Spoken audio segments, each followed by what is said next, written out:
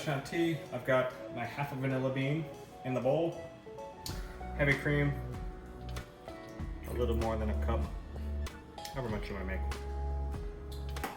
And you guessed it, we're gonna whip. Trick for whipping cream is the colder the better. So you can whip it actually on ice, it'll come together nicely.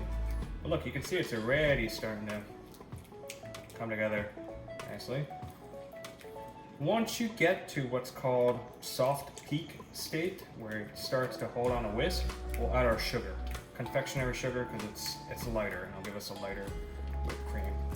And I just love the look of vanilla bean in cream. It just goes to show you that you're getting a really nice product when you look at it, and it smells intoxicating. So we're gonna whip, whip, whip, whip, whip.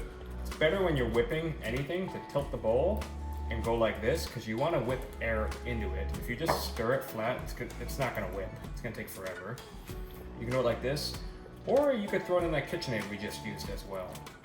For some reason, I felt like doing it like this. So here's a vanilla bean. They're whole pods like this. Let me just show you how you would prepare one. So when you have a vanilla bean, you want to split them in half lengthwise. So take a small knife, go like this, go down the other end, and the best part of the vanilla bean is what's inside. So you're going to scrape this out, and that's where all the flavor is. That stuff is like gold in pastry, but the pods are still very good too. They still have a lot of flavor, so these you can store it in sugar, and you have vanilla sugar. You can add it to your apricots that we're about to cook, and you'll get beautiful flavor in that. You could steep them in your milk or something like that and get a nice vanilla flavor too for an ice cream or something. But the real star of the show is what's in the center, and that's what you want to use. So in this recipe for the whipped cream, we're going to use half a vanilla bean whipped with the cream.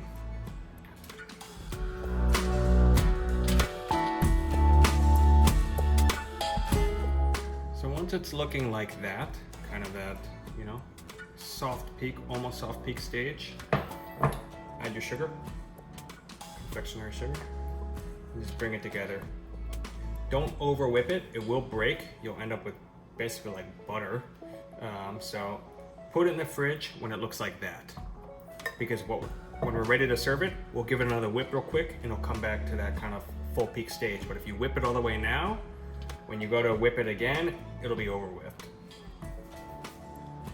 So that's what you're looking for. Nice, gentle, fluffy whipped cream, crème chantilly.